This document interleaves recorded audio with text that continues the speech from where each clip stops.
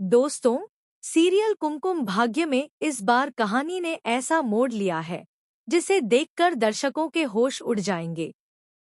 इस बार drama, emotions और suspense का तड़का इतना जबरदस्त है कि आपकी नजरें स्क्रीन से हटेंगी नहीं। कहानी की शुरुआत होती है प्रार्थना से, जो अपने जीवन का सबसे बड़ा फैसला ले चुकी है। वो शिवांश का घर छोड़कर अपने मायके पहुंच चुकी है। वहां पहुंचते ही वो अपनी मां को ये चौंकाने वाली खबर देती है कि अब उसने हमेशा के लिए शिवांश को छोड़ दिया है और तलाक ले लिया है। यह सुनते ही घर का माहौल बदल जाता है। सभी सोचने लगते हैं कि जरूर किसी ने प्रार्थना से कुछ कहा होगा, तभी वह इतनी जल्दी यह फैसला लेकर आई है। लेकिन प्रार्थना साफ कर देती है कि यह उसकी अपनी मर्जी थी।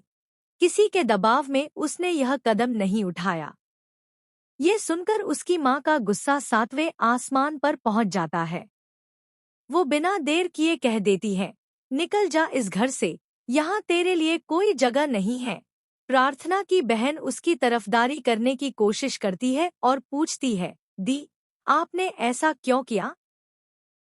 लेकिन मां का गुस्सा इतना ज्यादा है कि वह किसी की सुनने को तैयार नहीं है। इसी बीच कहानी में होने वाली है शिवांश की एंट्री। वो प्रार्थना को वापस अपने घर ले जाने के लिए आने वाला है, लेकिन इससे पहले कि सच्चाई जान ले। दरअसल एक तरफ प्रार्थना मायके में होती है, वहीं दूसरी तरफ सोनालिका ने पंडित जी को बुलाया हुआ है।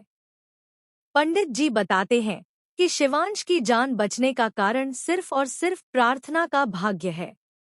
उसके कुमकुम भाग्य ने शिवांश को मौत के मुंह से खींच लिया। ये सुनकर सोनालिका के चेहरे पर नाराजगी साफ दिखने लगती है।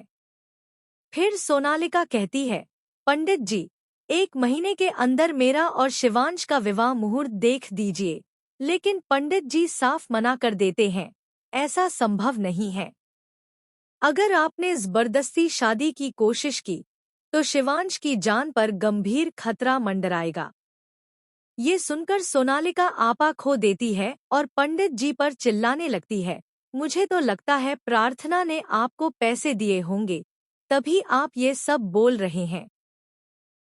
पंडित जी नाराज होकर कहते हैं, मैं तो प्रार्थना से कभी मिला भी नहीं, फिर पैसे लेने का सवाल ही नहीं उठता।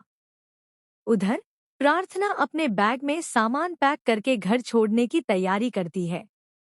तभी सोनालिका उसका बैग चेक करती है और उसमें शिवांश की फोटो पाती है। ये देखकर वो ड्रामा करने लगती है और कहती है, ये फोटो तुम नहीं ले जा सकती, इसे यही छोड़ो। लेकिन प्रार्थना दृढ़ आवाज में जवाब देती है, ये फोटो लिए बिना मैं इस घर से नहीं जाने वाली, चाहे कुछ भी हो जाए।